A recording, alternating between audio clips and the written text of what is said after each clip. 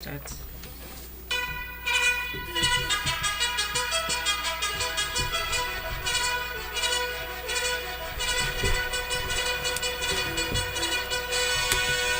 Good morning. I'm Dr. Sunanda Samadar Corrado, co-hosting the John Telford Detroit Show with Dr. John Telford, coming to you live at 10 o'clock every Wednesday morning on WJZZ Cool TV, streaming on Facebook, YouTube, and Twitter. Dr. John Telford is a former Detroit Public Schools superintendent, a former world-class athlete, and conqueror of Olympic champions. A championship track coach, poet, newspaper columnist, longtime civil rights crusader, and the author of 6 Detroit-oriented books. The Poet Emperor of Earth, What Old Men Know, Creative Insubordination, The Will Robinson Story, The Poetic Prancings of Mad John, his explosive autobiography, A Life on the Run, and another forthcoming poetry book, Athletes, Activism, and Apple Boughs, a Detroit poetic epic. He also has a show on WCHB AM 1340, Detroit's gospel station, Saturday mornings at 9:30 and Monday evenings at 6:30. That's Saturday mornings at 9:30 and Monday evenings at 6:30. His books are available at Barnes & Noble, Amazon.com, or just by calling the Good Doctor at 313-460-8272. That's 313-460-8272. Dr. John Telford has been called a legend and a lightning rod for controversy. He has received the Detroit City's Council Spirit of Detroit Award and the Joe Louis Foundation's Spirit of the Champ Award. Dr. Telford was named Wayne State University's Alumnus of the Year in 2001, and a Detroit track was named for him. His email address is drjohntelford@aol.com. That's drjohntelford@aol.com. Now, without further ado, I present to you that crusading old native Detroiter, Dr. John Telford. Thank you, Dr. Sunanda Corrado, that PhD from Columbia University, who is an anthropologist by training. Dr. Corrado has been teaching at Wayne County Community College District for over 10 years. And she 15. looks like, can you believe that? It looks like she's 17 years old. How can that be? Arrested Development. Right. No, that's not true. She is currently a researcher for the Detroit Equity Action Lab, which is housed in the Wayne State University Law School, by the way. And she is founder and CEO of Education by Design. My name is Detroit. I'm a blue-collar town.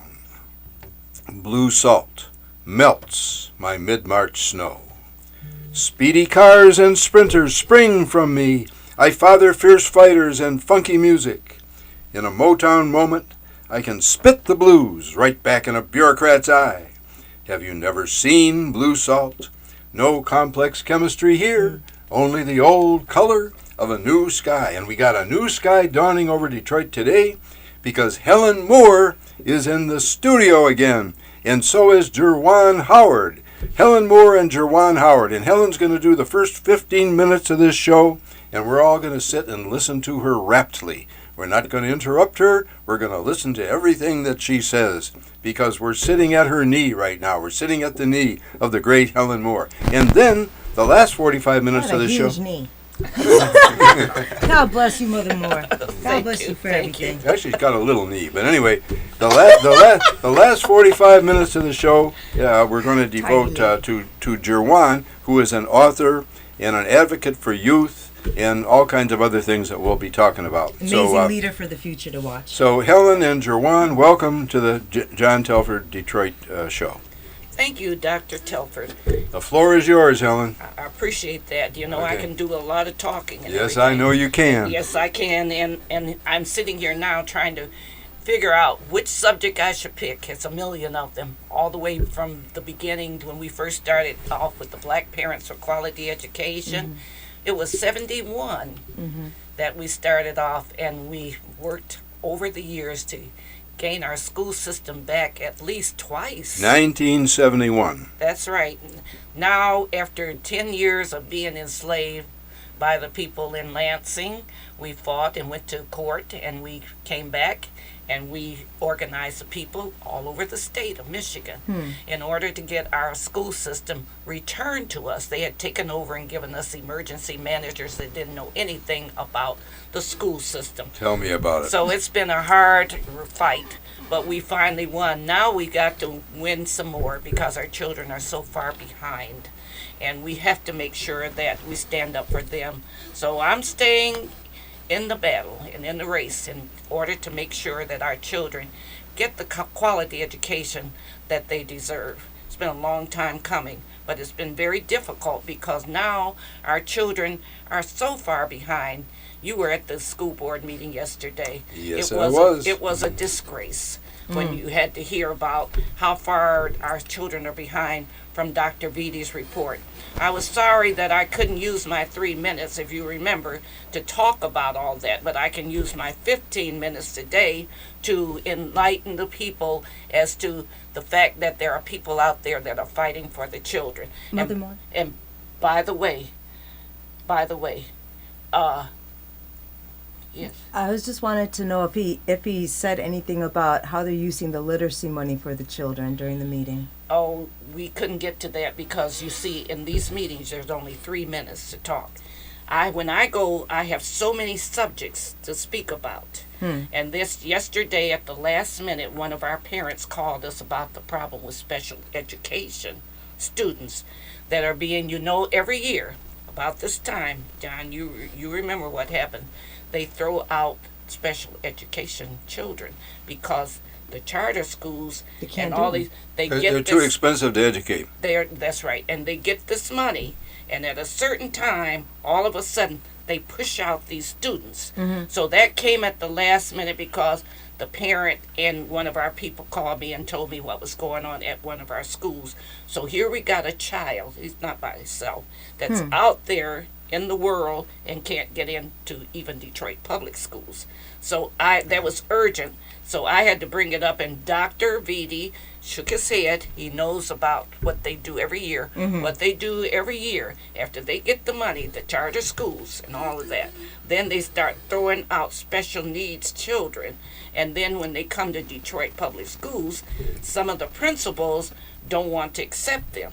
Because some schools are overcrowded and some are They not. also do it to misbehaviors. They kick up misbehaviors like that. And not only that, that money stays at the charter school while those kids have to come back to the public schools. Well, Okay, but listen, let her. That's what was discussed yesterday. Yeah. So give me a little more time and see if we can take care of this problem when people listen in, because there's many parents out there whose children are not in any school. That's And right. some of them are taking them to the Detroit public schools.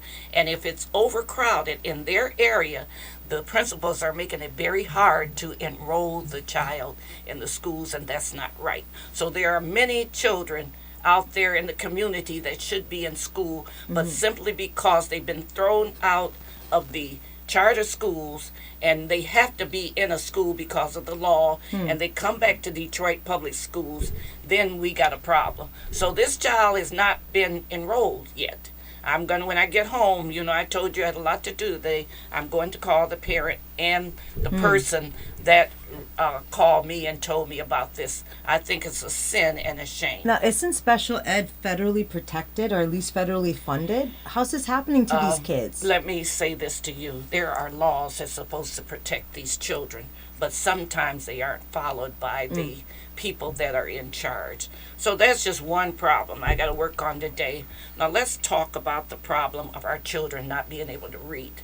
Because we started, John's been on the committee.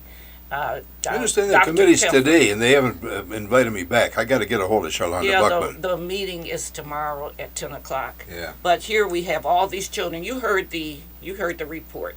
There's nobody can read, the way Dr. Vidi, and because a few children could read, he was saying, well, that's all right, but we got all this to do. Let me tell you this. Our children are so far behind that they did a law several years ago that said, if your child can't read by the 3rd grade and pass the state test, then they are going to fail and they're going to hold them back.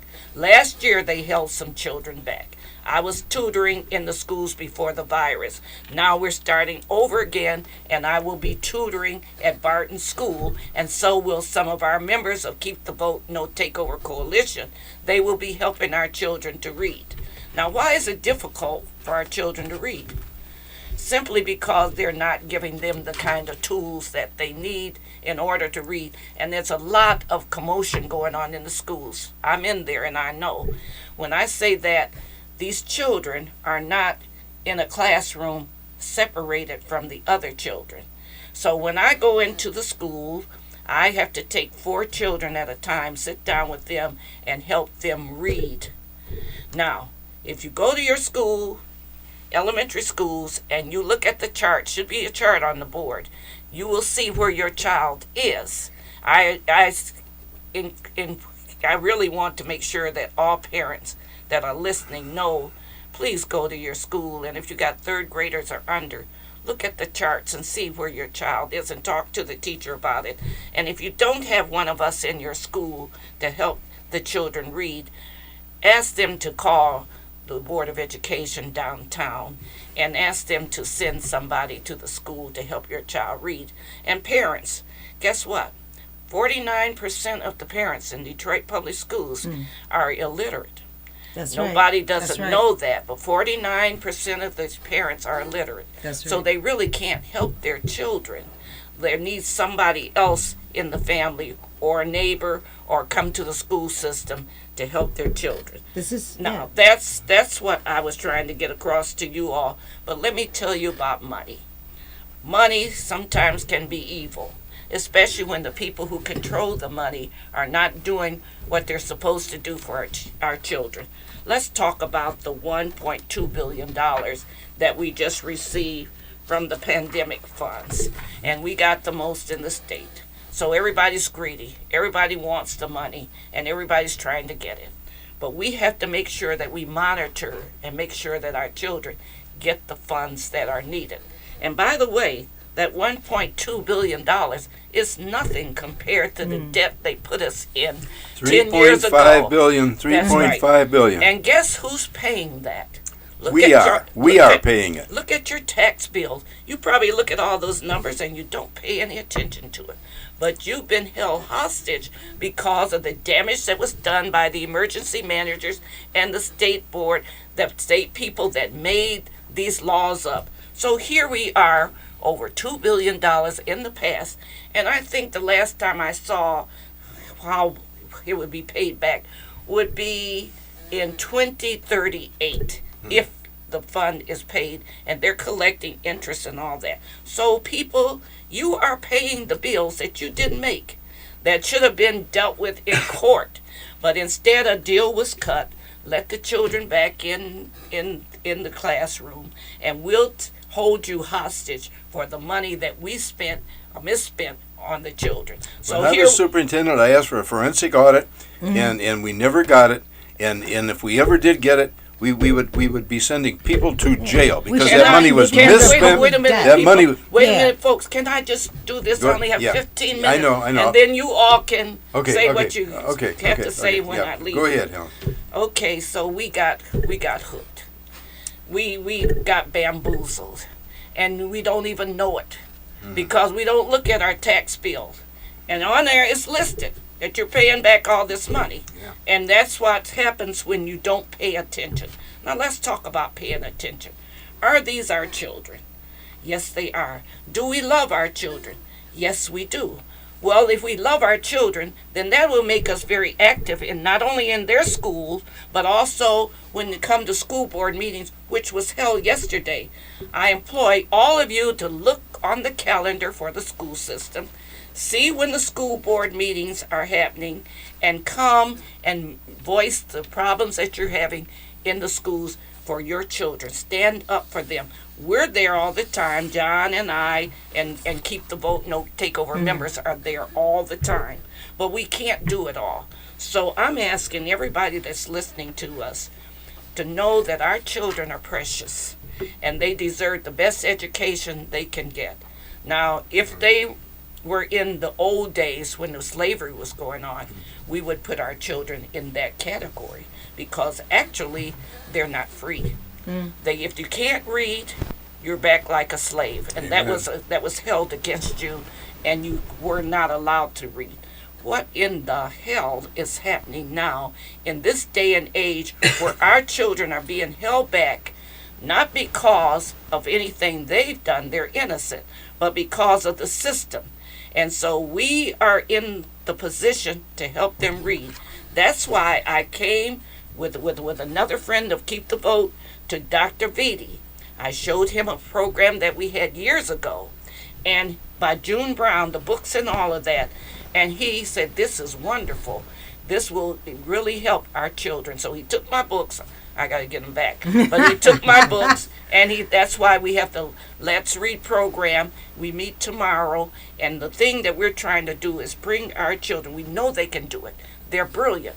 Have you been looking at the papers and seeing all the black children that are geniuses now and are graduating from college at the age of 12? We know what our children can do. And I'm not letting anybody hold me back from thinking that our children are inferior. They just haven't had the opportunity to do what they need to do. And so I'm going to make sure that we follow the directions of the Let's Read program. And when the children get to the 3rd grade and are tested, that they can read like any other child in the state of Michigan. So that's what I'm about.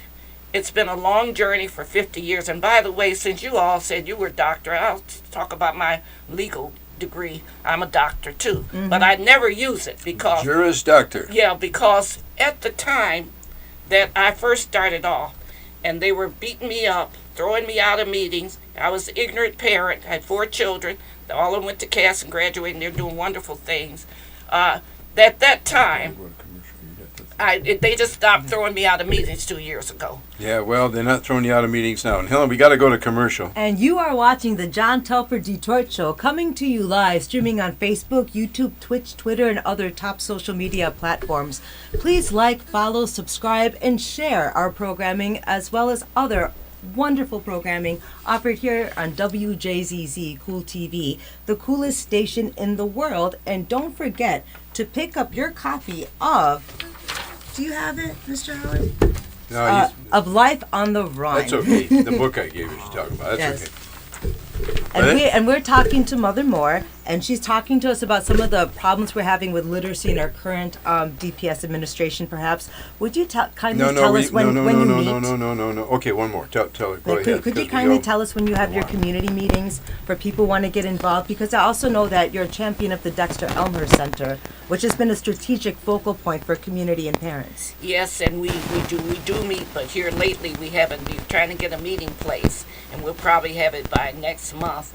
And I've been talking to the people at the city, and we might have one in the recreation center because we have to be closed down because they're going to revamp the whole center, and we don't want anybody to get hurt. So we're going to start our meetings back up next month. Okay, I'll be let there. You know. Yeah, and I'll give you the yacht club if you need it. But anyway, I wanted to mention, Helen was mentioning the board meeting, and I got to say, before we interviewed Jerwan, I spoke about the District 4 Community Advisory Council. I was their guest speaker, I think it was a Monday night. And I am trying to get a competitive track in the $12.6 million domed facility that Mayor Duggan told us was forthcoming in his State of the City address the other day.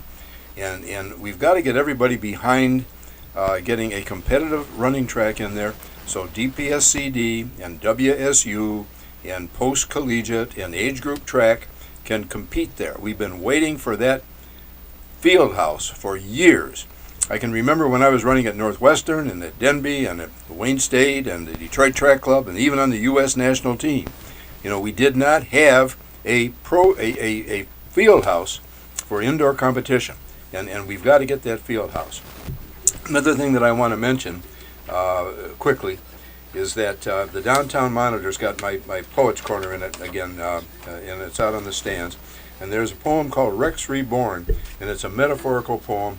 And I'm asking that all of you get a hold of that paper and read that poem, because it's got some significance for what's going to happen to this world. Okay, we have got Jerwan Howard in the studio today with Helen Moore, with Dr. Sunanda Corrado, and we are interviewing Jerwan. Jerwan, I would like you to tell my listeners, our watchers, where are you from? Good morning. Not just where you're coming from, but where are you from? Right. I'm from Detroit, Michigan, born and raised on the west side of Detroit. The Puritan and Schaefer area is the area that my great-grandparents have stayed in since the 1940s. So I have deep roots here. I care a lot about Detroit. All right. Well, And Jerwan Howard, Mr. Howard, is also a community liaison for our city councilman, James Tate, Yes. doing a lot of great work. Absolutely. So I'm afraid we didn't quite introduce you properly before we asked you where you came from. Absolutely. It's okay. It's Yeah, okay. thank you. So you grew up several generations, Yes, ma'am. and then you ended up going to Renaissance High School. Renaissance Yep. High School. Yep. So I've been through DPSCD my entire life. So I started off only with the two schools, John R. King for K through 8th, and then Renaissance High School. My teachers have played a significant role in my life. I can remember every teacher from preschool all the way up to 12th grade that I've had. wow. You know, I don't consider myself self-made at all. Everyone who's been in my life has played a major role for the Jerwan that you see in front of you today. Amen. So Renaissance High School, graduate of 2016. 2016. Who was principal then? Miss Williams was the principal then. Okay. Now it's Verinda Strouder, I believe. Yeah, I believe so. Yeah, good lady, by the way. So you did that. You went to college. Where did you get your military background in between? So military background in between came in. So in high school, I knew I wanted to be a lawyer. I knew I wanted to help black people in the legal system. That's what I wanted to do too. I was trying to decide whether to get a doctorate or go to law school. Helen's shaking her head That's because what I'm I always was thinking interrupted. too. Law school or That was my thing. That was my thing. And it was like the whole root of it was I wanted to help black people in the Me justice too. system, and that was my thing. And unfortunately, my family couldn't afford college, so military was the route for free school. Oh yeah. So I joined the Army National Guard, and then from there I was down in Georgia at Fort Benning for about 3 months, and then Wow. Fort Gordon for an additional 5 months, both in Georgia. Came back home and I started Western Michigan 2017 August, and that's where I studied criminal justice. And it's really at Western Michigan where I got a deeper understanding of black issues, right? Because I understood that we needed help in the legal system, but our problems are really holistic. The education could use help. Our nutrition, our diet could use help. The legal area, how we portray in the media. I understood how everything's connected in terms of black life in this country and in the world, to be honest. And that was after joining the Black Student Union. So not only did you join the Black Student Union, but you actually became the president of it for a while, did you not? Yes. Could you tell us a little bit about that journey? Yep, absolutely. So I started off as a general body member, and the president at the time was Khalil Mazi. He played a major role in Jerwan that you see today as well. Khalil Mazi exposed me to a lot of different books and a lot of different ideologies that I previously just wasn't exposed to. The miseducation of the Negro, visions for black men, things of that sort. Oh yeah. So I dove deep into it, and then I kind of started where I was at. I didn't just want to read books and just do nothing with it. So I started practicing some of the things that I learned in these books, and the practice was at the university. Yeah. Advocating, organizing students, things of that sort. And that's kind of how I eventually took the position as president. I was elected as president. I believe that was 2018. I became the president. So as a capable, intelligent student at Western Michigan University around other educated people, what were some of these more holistic concerns you started worrying about just within the college culture itself that brought you to where we're at now? Oh, absolutely. So at Western Michigan, everyone that was black pretty much stayed on in the valleys, we call them, of campus, right? So I The what seen- of campus? It's called the valleys. The They're tearing them valleys. down now. It's a dorm. So I seen that they were, Wow. we were all there, and then like the police were always in the valleys. They weren't there as much as the other campus. So I noticed that. I started diving deeper into our graduation rates compared to other races on campus. Yeah. Ours were the lowest. I started diving deeper into our financial aid holds on campus. We had the most. Our Holds? behavioral holds on campus, right? Things of, I guess, just doing stuff on campus, and you will get, all right, it's a slap on the wrist for smoking or something like that. We had the most of those. Retention rates were the lowest. I just did a whole entire analysis of Black life on Western Michigan's campus because I feel like you have to know where you are in order to move forward anywhere. So then, like I said, as the president, we set up meetings. We started advocating. Organizing the students was the most important part. And I think through that, I've kind of learned how the city maneuvers a little bit from the university standpoint, right? The people in power, they kind of have the same, it's just different people. The same game, same puzzle, just different people.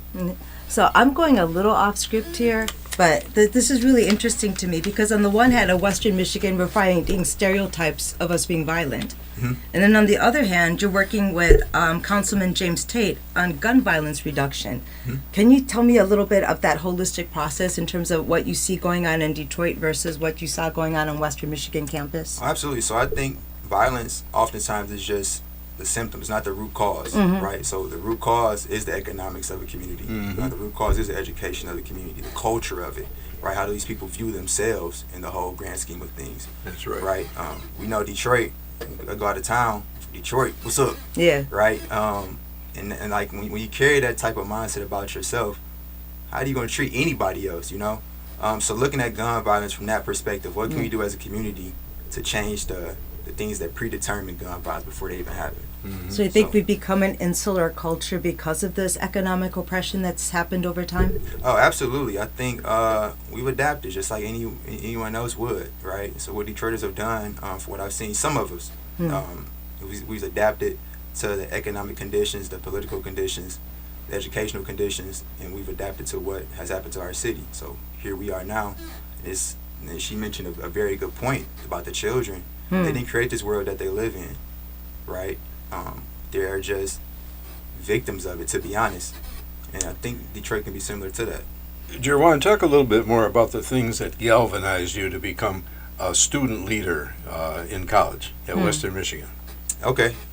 So the things that galvanized me to become a student leader is, honestly, I looked around and I seen a need for something to happen, right? And you know, my grandparents and everyone else always told me that if you want to see something change and it's not happening, it's up to you. Yeah, it's up to you to change it. When you started bringing up these problems, were people willing to talk about it? Oh, absolutely. And do more than just talking. We made some noise.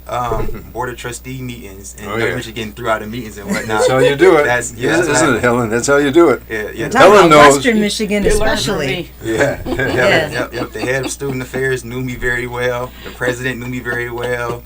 The board of trustees knew me very well. They knew us all very well because we understood the power dynamic, how the university worked. And we went straight to the source. Do you think your military background and the way you understand that people organize to get things done gave you some kind of an edge in trying to figure out how to? Because what I noticed is when I went to school, they don't teach us how to organize. They just teach us how to write papers. Yep. Right. So that organizing kind of came from the military background, and then you combine it with all this theoretical take you have. So like, did you guys become militant? Like Mother Moore's militant? Yeah, I would say we did. Let's go. No, definitely became militant. Even some of my peers might have said we became too militant. But all right. So there's a lot of voice. Yeah. Definitely, it was a lot of voice up there, but it's all right. We understood, like, and being a student of history is very, very important in this type of stuff, right? So I understood what the Black Student Union even started upon. It started once Dr. King was killed, and they locked themselves inside the student center with a list of demands for the university. And that's how the Black Student Union on Western's campus was even founded, from that instance right there. And it was that list of demands, and some of them were the same things we were fighting for. More Black faculty be hired, right? Graduation rates, we want to see some improvement, or how you all are doing certain things a certain way. So, I guess just understanding the foundation, understanding the history of something gave me a little bit more push to keep it going, because it's like, wow, I stand on the shoulders of greats. So in that sense, you're working on issues of violence with Councilman Tate, but you're also working on academic interventions around the city. And Mother Moore has told us that we're at a catastrophic point now with our city kids not being able to read. Now, if you look at our young adults, we've got 90,000 young adults without even a high school diploma. So it's not just young people. You're talking about an intergenerational violence that affects mental health, right? If you can't read, you're not going to act the way people need you to act to pass certain, right? So what do you think are some of, you're doing a lot of short-term goals that really help, but how are these short-term goals from not just Tate's office, but the city, maybe, if you can give us a hint, going to help us achieve these long-term goals that Mother Moore is talking about? So I will say what I'm doing personally. Yeah. And like it's easier to raise the kids than it is to fix an adult. So I run a youth debate team right now. Yeah. I founded a youth debate team, and one of our main pillars that we're trying to do is increase literacy in students. I think in order to solve problems, you must be very, very creative. Now, where do these kids come from, this youth debate team? Yep, this is John R. King Middle School, the same middle school I Okay, went to. okay. So I went right back home. Right back. So they're real young. They're real young kids. Yep. These are 7th and 8th graders. So Okay, it's called yeah. Moja Debate Team. Well, that's I'm very great. intentional about the name. Yeah. Moja means unity. Oh, yeah. So what we do there is I'm trying to install certain characteristics that can translate over until once they become high schoolers and young adults and the whole nine. Conflict resolution skills through debate, articulation of thoughts and ideas through debate, actual literacy, speaking, listening, reading, writing, all these things, critical thinking skills, self-expression. I'm trying to pour all these things into them while they're young, so it translates more and more and more as they get older. So that's, I guess, a somewhat short-term and long-term goal, I would say. But I mean, you're right. It has to be supported by a complete revamp of this system. I think, to be honest, it has to just be more funds poured into it. You have to prioritize it more. Just starting off there, point blank, period. And I don't So know. that money that we're getting ought to be going into programs like this. I'm on it. And you are watching the John Telford Detroit Show, coming to you live on social media platforms such as Facebook, YouTube, Twitch, and Twitter. Please like, follow, subscribe to us and the various other programming that we offer you here at WJZZ, the coolest TV station in the world. And we're here talking to Mother Moore and Jerwan Howard about the state in Detroit, about literacy, about our kids, and the future that we want to move forward toward. And before I forget, I have got to say this. Miss Virginia Starkey, fondly known as V, the proprietress of V's Boutique, offers a wide range of fine clothing and accessories for ladies. You can find all sizes of women's fine apparel in V's one-stop, excellent customer service at V's Boutique, where you can't find anywhere else in Detroit anymore. V's is at 16423 East Warren Avenue. That's right around the corner from the Alger Theater, and it's also right around the corner from one of the few libraries that is still open in this city. And V came with me and with Reggie Bradford, my all-state quarter miler that I coached at Pershing way back in 1966, and we made a pitch, with the Community Action Committee of the 4th District, because one of the things that's happening in the 4th District is that their basements are flooding all the time when it rains, and I'm going to have someone from either from that coalition, or I'm going to have the new councilwoman that represents that district, Letitia Johnson, come on this show right here. She's been on here before, and we're going to bring her on again. She was on here before when she hadn't been elected yet. But anyway, that's what we're going to do. And we've got Helen Moore in the studio today. We've got Jerwan Howard in the studio today. These are both community advocates extraordinaire. Of course, Helen's been around, as longer or almost as long as I have. And I would say she got 9 lives. yeah, she got more lives than a cat. She's been carried out of more board meetings than you can count, man. This lady, they're bodily. They take her and lift her and take her out of the board meetings. They're not doing that anymore. But very carefully. Yeah. You could blame Coleman Young and some of the people that came before me that taught me what to do to keep the attention on the issue. And that's why I did it. I'm not as crazy as I acted, but I had to draw attention to what was happening to our children, and that's what they taught me when they met with me every week. This was not done by me alone, because I was just a nice little parent with 4 children coming into schools trying to make sure my children got the best education, and I closed down schools and I did a lot of stuff. They weren't expecting you to bring civil unrest to the schools. Right, and they call me, these people that were really at the top of the city that nobody ever knew about, Michigan Chronicle, they call me into their office downtown And I was afraid that they were going to tell me to shut up because I was acting so crazy. But they called me, and everybody in the room, mic, huh? Coleman Young, and all of them, they start clapping for me. And I'm looking around like, what are they clapping for? And they said, we like what you're doing, and we got your back. Martha Jean the Queen. It was so many of them that were leaders in the city. That's how I started. And that's why I was so brave, because they had my back. And so that's a story that needs to be told. One day I'll write my history, and everybody will know what we went through. You need to write a book, Alan. Yeah. Wow. Well, let's look at yours. All right. This young man wrote a book, and I'm so glad it's in red. Yep. A message to black college students. Oh, that's a great topic. Yep. And it's about the fundamentals that I believe that every black college student must understand.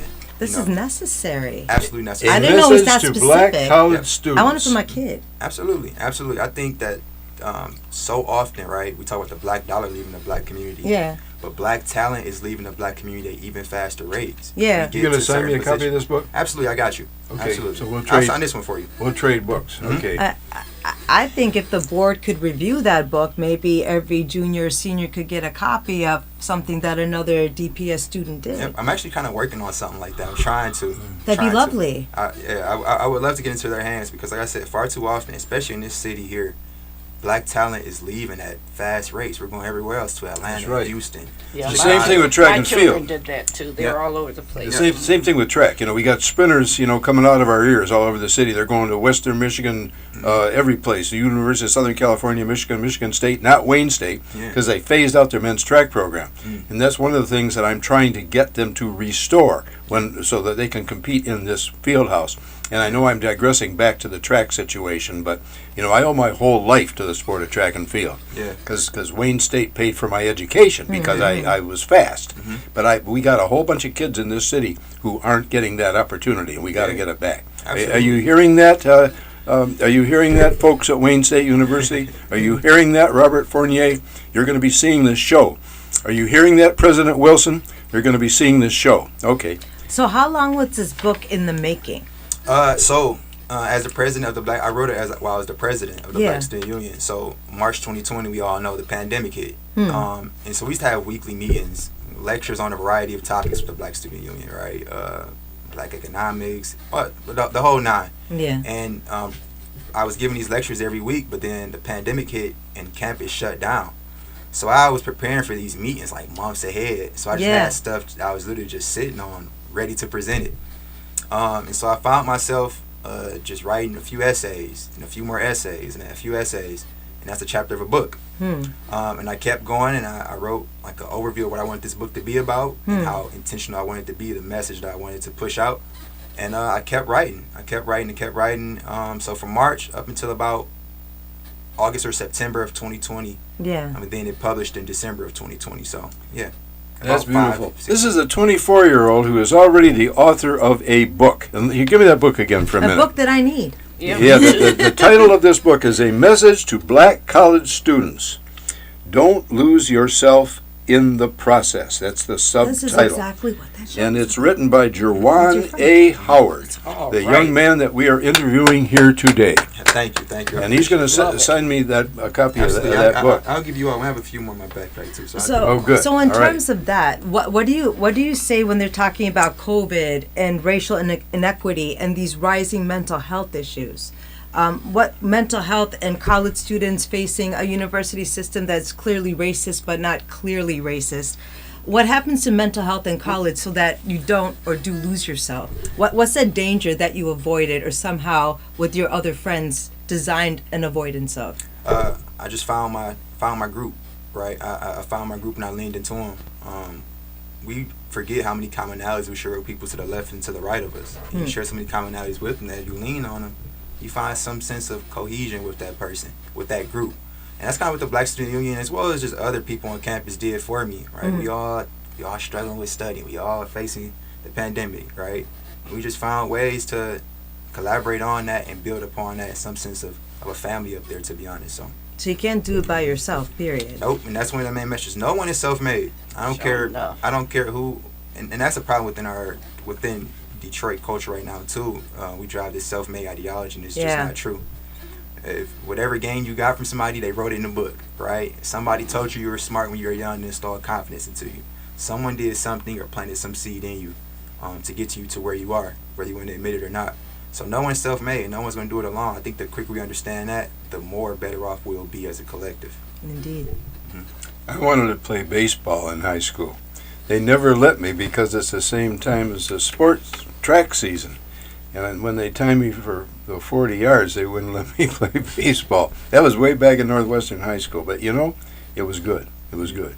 But you never know how your life is going to turn out. Jerwan, I want to ask you, what were some of your other goals? You know, were there any barriers to your leadership? I mean, talk a little bit about that. In terms of Western Michigan? No, I'm talking about now. Your goals right now as you How did you end up develop. working with city council? Yeah. So last year, I guess I'll start with that question first, then I'll get to that question. So I started off.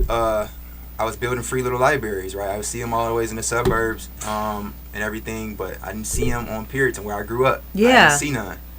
And like I said, leaders have to be creative about how they want to solve a problem. I wanted to increase literacy, so I'm like, let me build a free little library. I YouTubed the do-it-yourself video, and I went to Home Depot, got the tools, me and my brother, and we built a free little library. The what? Those little library boxes. Yeah, the free little library boxes. Say the words again. You're saying them too fast. A free little library. Free That's in front of little Dexter library. Elmhurst, yeah. Okay, Yeah. free Yeah. little Yeah. library. Yeah, it's a box out there. You can Okay. take a I book, got you. drop it Okay. off free. Yeah. The whole nine. So yeah, Okay. my brother and I, we built those. We recorded the process of getting the tools and all that stuff, Yeah. and we posted it, and it actually got pretty good traction in the city. And council member James Tate's office reached out to me Yeah. about I think they were doing something called like the Man of the Month, Community Man of the Month. Wow. And they reached out like that, and that's how the relationship was built between him and I. You know, I never Yeah. like really reached out and like applied for the position or something like that, but he kind of seen what I was doing already, and they saw my social media, and then that's how he kind of approached me with the position. So that's how I started working for the city. And so, Tell us about some of your other goals. Some of my other goals is my goals are very broad, but I think I have intentional ways to get there. I want to see black people. I want to see the city doing better in general, economically, educationally, culturally, the whole nine. And I think the way that I plan on getting there is it'll take collaboration, it'll take unity, and so that's also one of the barriers of this whole thing too, because sometimes we don't see the significance of certain things, especially my generation. Sometimes you don't understand how all of this stuff is connected and what our role in all of this stuff is. do you think there's been enough space made in Detroit's political infrastructure for young adults, not young people, but for young adults such as yourself? I know Councilman Tate reached out to you, but there's so many capable young adults in Detroit. Do you think we're using everybody's talent the way we can in the city? Absolutely not even a little bit. We definitely could do a better job of that. You know, the political scene right now is heavily influenced by like block clubs and stuff like that, right? Like they're the ones who are mostly pushing the agenda forward when it comes to council members' decisions. Yeah. Helen has a comment. Yeah, I started my journey because my grandfather was a slave, and he left us with a whole lot of information, and we all work in our family to maintain what we're doing and to make sure that we're free. I need to ask you a question as a young person. Talking to the mic, Helen. I need to ask you a question as a young person. You don't have to answer it. Are we as black people truly free today? No. That's the good answer. You got me. Okay, we still are not free, and we still are not equal to the white people that run this country and control the world. Absolutely. Nor do we want to be there. We got to keep working for that Absolutely. so that we can be free. The fight continues. Okay. So what is it about your generation? Because a lot of Detroiters who are successful, your generation, you said, are leaving. And there are all kinds of educated young people coming in and buying up these property. Yeah. Why aren't we able to hold our own people who have so much talent? It's so many reasons, right? Like in terms of the city and city government, for example, it's not tailored towards our like my generation. These positions, or even like the things they emphasize is not tailored towards us. I sit on a bunch of meetings all day, and like the primary topic is speed bumps. And I mean, and they do have, and they do have a place, right? Yeah, But yeah. people might like it's stuff out here that's going on in this city that can attract our attention, that needs our dire attention a lot more. But I mean, like when you go to the block club meetings, that's what most of their primary topics are: speed bumps, bike lane, stuff like that. That's not really tailored towards my generation. And then there's this design community coming in that your generation can really help us save the city from, but there's no design talk in our Absolutely. politics. So what does that mean for us in terms of economics when we don't know what non-fungible currencies are, and Yep. if we don't have this financial landscape that I think younger people have more of an idea of? Yep. Where do you see this fit between the generations? What are non-fungible by currencies? design, What are dear. non-fungible? Andre was talking We have about to it work. last time. Yeah, can you remember what they are? Look how long it's This taken bartering me to system. carry on. Okay, that's Yes. right. Okay. Thank you, Mama Moore. I just wanted everybody to know that's listening it's by design, because let me tell you a secret that we've done our research on. In 15 years, the United States of America will be predominantly black and brown. Mhm. These people that are working so hard to keep us down now with the John Lewis thing and all the other things that's happening now know that. So that's why they're working so hard to make sure that we don't get the progress that we need to have, because they've looked in the future from their people and they've seen that the United States of America will be predominantly brown and black people. And that's what we're up against now in this generation, and that's what we have to fight for, because freedom is Talking to the ahead of mic, us. talking to the mic. And this is freedom is ahead of us, and we as black people, if we do our research, we will find out why they're holding us back at this stage in the game, because they got it down pat, and I've got their records and everything. It's scaring the years. shit out of them. That's It's scaring right. the shit out of them. 15 E years from pluribus now. unum is scaring the shit out Right of them. on, and they know that we're going to make it, and that's what they're working hard for. So That's keep right. on keeping on. Thank Okay. you. I Amen. appreciate that. All right, I gotta go, people. I got some stuff to We're do. losing Helen Moore.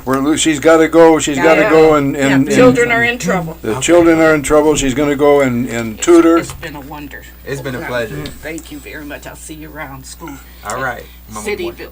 city, county meetings. Okay.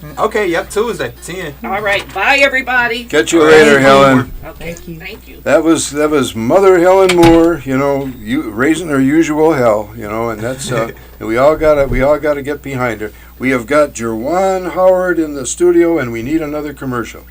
And you are watching the John Telford Detroit Show, coming to you live, streaming on Facebook, YouTube, Twitch, Twitter, and other top social media platforms. Please like, follow, subscribe, and share our program, along with other programming that we offer you here on WJZZ, the coolest station in the world. And today we're speaking with Jerwan Howard. He is a community liaison for Councilman James Tate, who is working on issues of gun violence reduction and also issues of academic intervention. And we were just talking about a new politics coming into Detroit, and how maybe like this newer generation has a better. Can you give us a heads up on what us as the older generation should be looking for as we close out? Okay, and hold that answer, because I have to say this too. Okay. If someone asks you, listeners and watchers, if someone asks you to sign a petition advancing two measures, It already passed. It's too late. it's too late. It already passed. Oh man, Bad news. It passed. Okay, It passed. Don't sign it, but it passed. Sunanda is better informed than I am, and that No, is not. Mother Moore just told me that this Oh, morning. did she? Yeah, Okay. yeah. Well, okay. It's too late. I can't even talk about that. Okay. Yeah. Ask him the question again. What do you think is maybe one major, not critical problem, but issue that we need to look at in Detroit that the older generations are just not seeing? So the marijuana ordinance, for Yeah. example, just passed. Yeah. I think it was 8-1. The council Wow. voted. Yeah. Who was that one? Huh? Who was that one? I'm not. You can't remember? Okay. I'm not. I don't. I don't say the wrong name. I don't remember. Okay. Well, don't say it was the wrong name. Yeah, Okay. I don't want to say the wrong name. But for example, with that, it was a drastic difference in the public comments from the older community and the younger community in terms of that, and who will really reap the benefits or suffer from the result of this ordinance being passed or not. It's the younger generation. and they were the ones that were in favor for it. They saw the economic advantages of Taxes. it. The Get the tax overall just good that this ordinance could do for this city, the marijuana ordinance being passed. Yeah. But the public comment by the older people was it was completely different. They were against it for the most part. I don't want to generalize everybody, but for the most part, they were against it. So just understanding, like I said, everyone's role in the overall progression of this city and black people in general would help out our generation a lot, because we shouldn't have to battle with our elders in terms of something that's clearly good for the generations to come, right? We've lost people to the justice system because of this. Economic deprivation of communities because of this. And this has the possibility to restore some of those things moving forward. Why would we not want this passed? So I think as we move forward, we need both sides to have some sense of understanding of almost what is our end goal as a collective, and what are the best steps to take to get there. And that's a starting point for me, I think. Because they see that we're losing a lot of our talent and we're blaming it on gentrification. Yep. When a lot of it is just reimagining the future. Absolutely. In a new way. Absolutely. That your education is bringing to us. Absolutely. Are you getting picked up on that, Mike? Because Mike's real Probably far he would away. have napped. I hope so. It's been there the whole time. All right. So- Okay. You know, Joanne, I want to revisit that debate team for a minute. Okay. That youth Yes. debate team. You know, tell us more about that. You know, what made you want to start that up? What was your goal with that youth debate team? Yep. That you're managing. Yeah. So big shout out to Ms. Norris from Renaissance High School. God bless. Yep. My 10th grade ELA teacher, my debate coach. What's her full name? I want to say Pamela Norris. Miss but Pamela Norris. Thank you, Miss Pamela Norris. Yep, Ms. Norris. And that debate course taught me so much about how I articulate my thoughts and ideas to a crowd. My conflict resolution skills, how I can critically think, how I can express Seems myself. like your whole book and your heart is in this way that you teach kids to possess themselves. Absolutely. I'm Jerwan, right? I don't go switch on. This is who I am in the book. I talk. It's not like I'm talking to you. Through the things I pour into this debate team is just who I am. So Ms. Norris taught me all these things, and as I got through college and as I was about to graduate, I reflected on my life a little bit. I said, how can I go pour some of this stuff back into Detroiters, young Detroiters? And I resorted back to the debate team and everything that it poured into me and how that stuff translated into other parts of my life. And that made me start the debate team. That was the origin of it, right there in my apartment up in Kalamazoo at Western Michigan. I started mapping it out. Map up the name, what it'll look like, what is our mission, what is our end goal. And from there, that's how I started. So I reached out to Detroit Public Schools, the people downtown, the partnerships coordinators and whatnot. And they were on board with it. And this is how I actually got the academic interventionist position as well. So I'm talking to them because I had no intention on being a teacher. Yeah. And I said lawyer was always on my radar. But I had You're a teacher without being a teacher, Jerwan. Best kind. I appreciate that. So then from there, that's how it started. I reached out to them and they said, okay, cool. You sound like a bright young man. Let's talk about the other position that we have and just give you a foot in the door with DPSCD. Yeah. And you can really run your debate team because you'll know the ins and outs of the whole entire school organization, the school system. So that's how we started. Then I reached out to some of my old middle school teachers that I'm still close with, who won. See, this is design, integrating all the old with the new, right? Exactly. This That's beautiful. how it's supposed to be. You're supposed to go learn whatever you learn and bring it back. Bring it back and pour into the people that poured into you, right? Because somebody did that for me. That's exactly what happened. Someone poured into me, and that's how I'm able to even pour into more others. What middle school was that? John R. King Middle School. John R. King. Yep. Is that a K-12? I can't remember. Nope. K through 8th. What was your K through? Both. I stayed there the whole time. Way all the way up. Yep. Whole way. Really preschool. So yeah, like I said, Preschool even. Yeah, Okay. preschool. Yeah, my whole. Real stable condition. Yeah, very, very. So we did switch buildings when I got to 6th grade, but it still maintained the same name. The school was a half a mile up the street that we transferred. Tell us a little bit about your parents. Where did they come up? So my mother, God rest her soul, but my mother, she was born on the east side of Detroit, and my father was born on the east side of Detroit as well. But my mother and her and my big brother, we moved to my grandparents' home, Puritan in Schaefer, when I was about 1 or 2 years old.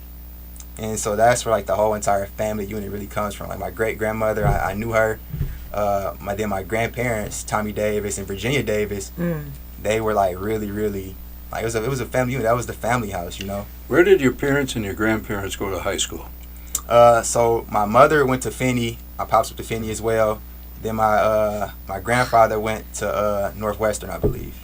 Well, I'm an alumnus of Northwestern, although I didn't graduate from there because I got put out of there. And I was the first track coach at Finney. And then I came back years later. Oh, we're running out of time, but we've been listening to Jerwan Howard on the Detroit, John Telford Detroit Show. Yeah. And we're going to have this young man here again because he's got a lot to share with our listeners and watchers. And you've been watching the John Telford Show, coming to you live on Facebook, YouTube, Twitch, Twitter, and other top social media platforms. Please join us again next Wednesday, and every Wednesday here on WJZZ Cool TV, the coolest station in the world. Now it's the late, great Dr. Wayne Dyer who said that Dr. Telford has a warrior's heart and a poet's soul. And please don't forget to pick up your copies of Dr. Telford's several books, including today's Poetic Prancings.